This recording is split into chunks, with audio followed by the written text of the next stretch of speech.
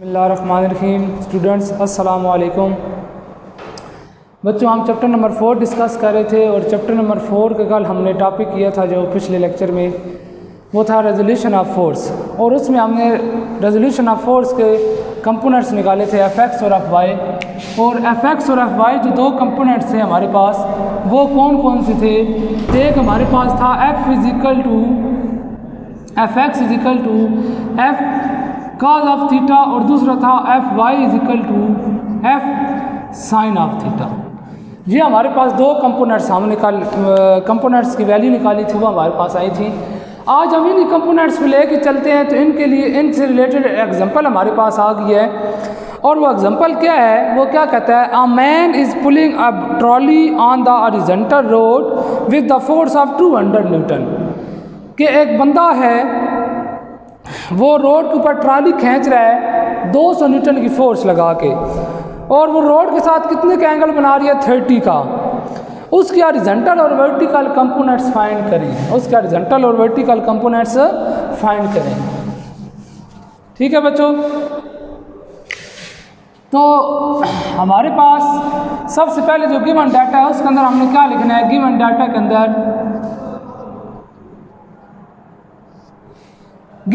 के अंदर हम लिखना है कि फोर्स कितनी है? F वो है 200 न्यूटन। उसके बाद बच्चों आपके पास एंगल कितना है? ठीक है, एंगल थीटा वो है 30 डिग्री। हाँ जी, वो कहता है हॉरिजॉन्टल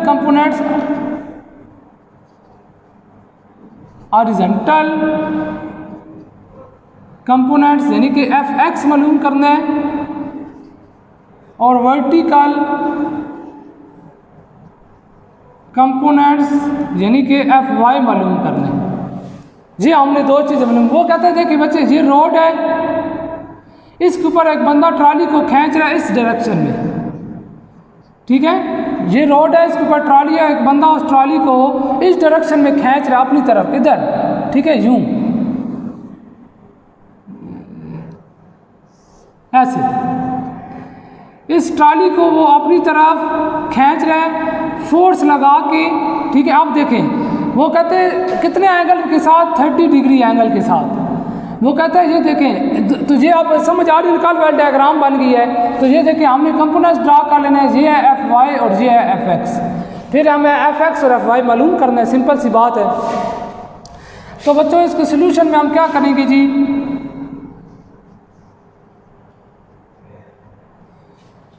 एफ एक्स पहले निकालें। एफ एक्स क्या होता है? F cos of theta. F की वैल्यू है 200 कॉज ऑफ 30। बच्चों एफ की जगह हमने क्या लगाया? 200 और कॉज ऑफ 30। ठीक हो गया बच्चों? अब आप जब कॉज ऑफ 30 निकालोगे तो कॉज ऑफ 30 होता है 0.866। 0.866। अच्छा बच्चों, ये वाली जो चीज़ आपको दी हुई है ना, ये वेक्टर है, ये जो cos 30 है, sin 30 है, ये सारी की सारी वैल्यू ये पेज नंबर 88 पे ये आपको दी गई है इस पे। ठीक है, बिल्कुल आखिरी टेबल है, ये बड़ा इंपॉर्टेंट टेबल है, ये आपने याद करना है। ये इसमें से MCQs भी आ सकते हैं। तो बच्चे आपके पास एफ एक्स की वैल्यू आएगी जब इसको आप मल्टीप्लाई कराएंगे, ठीक है, तो 173.2 न्यूटन। समझ आ रही बात बच्चों? देखें, उसने कहा कि एक बंदा है, वो एक ट्रॉली को पुश कर रहा है फोर्स लगाकर, तो कितने एंगल के साथ? 30 डिग्री एंगल के साथ। अब हमने देखा कि जब हमने इसको ड्रा किया तो हमारे पास देखिए क्या बन गई? एक ट्रायंगल बन गई। उस ट्रायंगल के हमने दो कंपोनेंट ड्रा किए, एक है एफ एक्स और एक है एफ वाई। अब हमने एफ एक्स और एफ वाई को मालूम करना था। सबसे पहले हमने एफ एक्स जब निकाला तो एफ एक्स का फार्मूला, कल हमने जो फार्मूले निकाले थे दो, एफ एक्स इक्वल होता है एफ कॉज ऑफ थीटा। हमने इसके अंदर वैल्यू पुट की, वैल्यू पुट करने के बाद देखा तो हमारे पास आंसर आ गया। अब नेक्स्ट देखें, दूसरे नंबर पे हमने क्या मालूम करना है? F Y.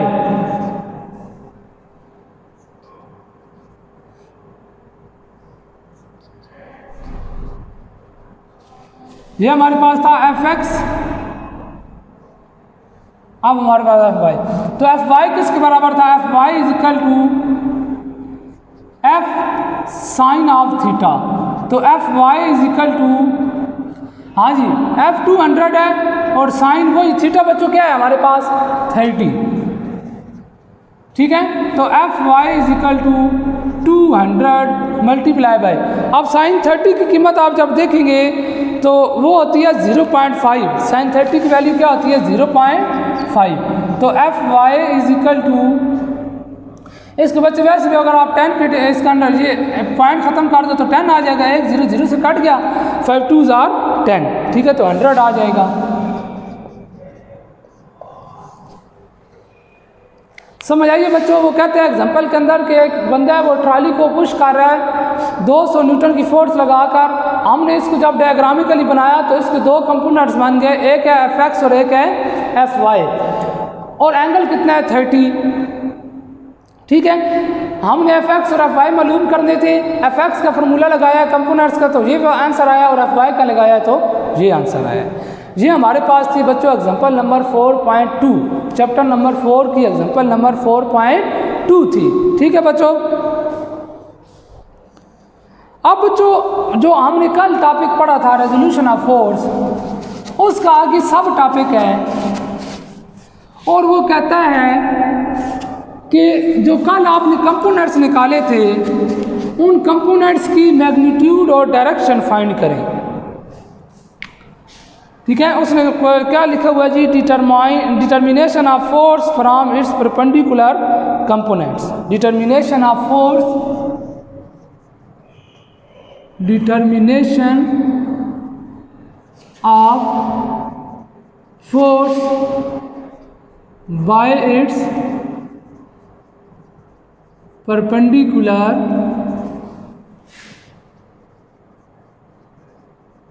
Components.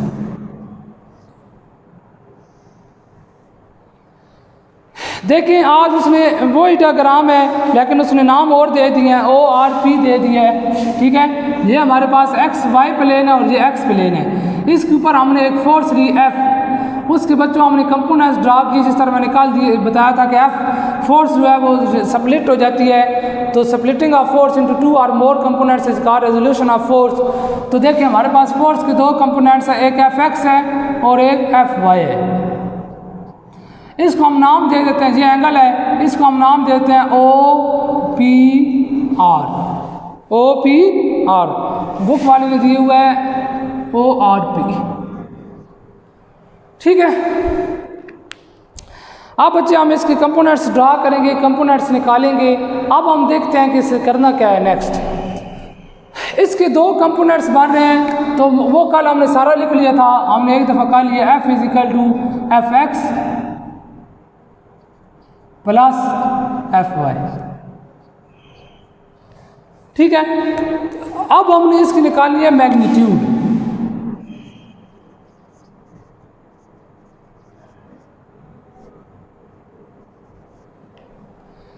Magnitude, force की मैग्नीट्यूड निकाली हमने बच्चों। मैग्नीट्यूड के लिए हम फार्मूला यूज़ करेंगे, थ्योरम यूज़ करेंगे, और वो थ्योरम आपके पास क्या होता है, पाइथागोरस थ्योरम, पाइथागोरस थ्योरम, ठीक है। समझ आ रही बात। पाइथागोरस थ्योरम क्या होता है बच्चों,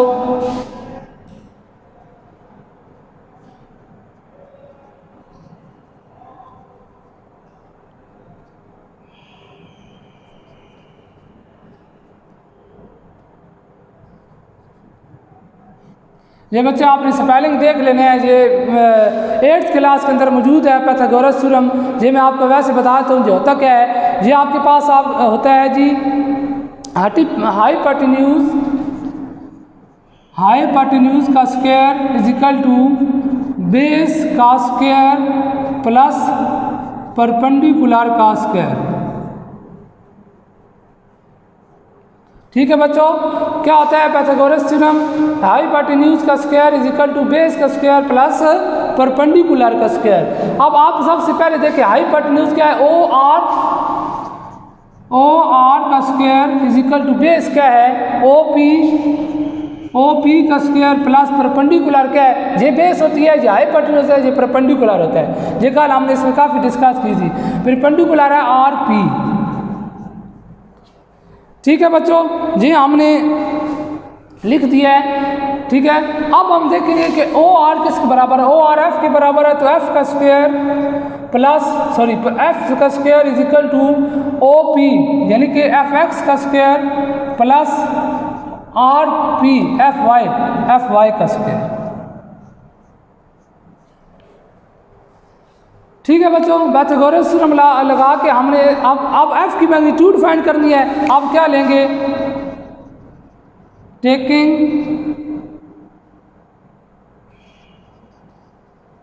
square root on both side.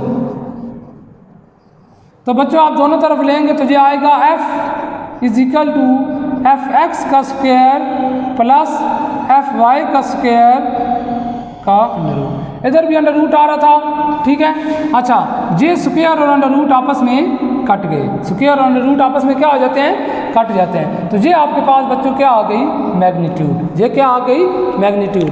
बच्चों ये आप सोचेंगे ये हमने क्यों काटा है, ये हमने स्क्वायर अंडर रूट इधर भी तो काट सकते थे, इधर कटें तो फिर वही चीज़ आ जाती है, ठीक है। तो इधर हमें मैग्नीट्यूड चाहिए, तो एफ की मैग्नीट्यूड हमेशा इस फार्मूले से निकल सकती है। समझ आ रही बात। अब बच्चों फॉर एग्जाम्पल आपको एफ एक्स और एफ वाई कंपोनेंट्स की वैल्यू दे दी जाती है और कहा जाता है कि आप फोर्स की मैग्नीट्यूड निकालें जो न्यूमेरिकल के अंदर है, तो आप सिंपल ये फार्मूला लगाएंगे मैग्नीट्यूड का, एफ एक्स का स्क्वायर प्लस एफ वाई का स्क्वायर अंडर रूट, ठीक है, तो मैग्नीट्यूड निकल आएगी। अगर 3 है, एफ एक्स एफ वाई और एफ जेड, फिर आप क्या करेंगे, एफ एक्स का स्क्वायर प्लस एफ वाई का स्क्वायर प्लस एफ जी का स्क्वायर और ऊपर अंडर रूट ले लेंगे, ठीक है बच्चों। अब वो कहता है कि जिस इसकी मैग्नीट्यूड हमने निकाली है, वो अगर कहे कि इसकी डायरेक्शन भी निकालें, तो डायरेक्शन बच्चों याद रखना हमेशा एंगल देता है। डायरेक्शन कौन देता है, हमेशा एंगल बताता है कि वो किस डायरेक्शन में जा रहे हैं, एंगल, ठीक है। अब बच्चे हमने फार्मूला परसों कल जो पढ़ा था टेन थीटा वाला, शाबाश, tan theta is equal to जी, tan theta is equal to हमने कल क्या पढ़ा था जी, tan theta is equal to perpendicular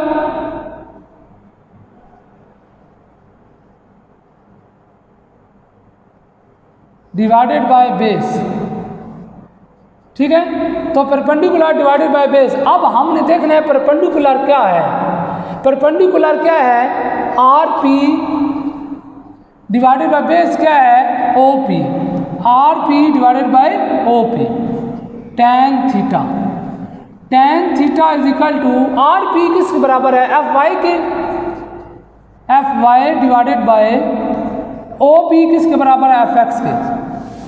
ये हमारे पास आ गया बच्चों, लेकिन हमें तो थीटा सिर्फ चाहिए, एंगल, तो थीटा इज इक्वल टू ये टेन इधर आके क्या आ जाएगा, इनवर्स, इधर आके क्या हो जाएगा, inverse, F Y divided by F X, F Y divided by F X, ठीक है। तो ये आपके पास डायरेक्शन का फार्मूला निकला है, tan inverse into F Y over F X. तो बच्चों अगर आपसे कहा जाए कि रेजोल्यूशन ऑफ फोर्स के टॉपिक के अंदर कि what is mean by resolution of force, ठीक है, find its components, find the components of force, also find its magnitude and direction. फिर आपने वो जो हमने कल टॉपिक किया था वो शुरू से लेकर इधर तक सारा करना है, और सिर्फ वो रेजोल्यूशन ऑफ फोर्स पूछ के कहे कि मैग्नीट्यूड और डायरेक्शन निकालें, आपने रेजोल्यूशन ऑफ फोर्स की डेफिनेशन लिखनी है, फिर ये दोनों पार्ट कर देने हैं।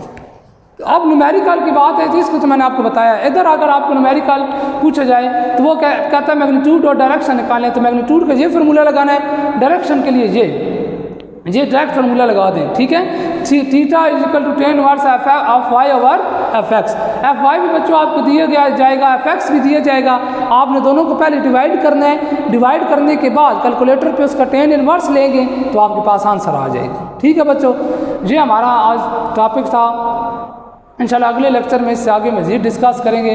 अब आगे आ जाएगा टार्क क्या होता है, टार्क पैदा कैसे होता है, ठीक है बच्चों। टार्क किस चीज़ पे डिपेंड करता है, ऐसी कौन कौन सी चीज़ें जो टार्क से रिलेट करती हैं, ठीक है। रोज़मर्रा लाइफ में हमारे पास टार्क किधर किधर यूज़ हो रहा है, ठीक है।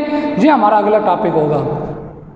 तो आज के टॉपिक में हमने ये सारी डिस्कस किया बच्चों। जो पिछला टॉपिक था उसको अपने अच्छी तरह रिवाइज करना, उसके फार्मूले साइड पे मैंने बताए थे, फिर मैं दोबारा बताने जा रहा हूँ कि वो फार्मूले मैंने साइड पे जो लिखे थे उसमें ऊपर नीचे हो गई थी, मैंने दोबारा उसको ठीक कर दिया था, आपने उसको दोबारा चेक कर लेना, और बुक के साइड पे दिए भी हैं, ठीक है ना, 88 पेज पे साइन क्या होता है, काज क्या होता है, ये सारा, ठीक है बच्चों। तो तब तक के लिए खुदा हाफिज़।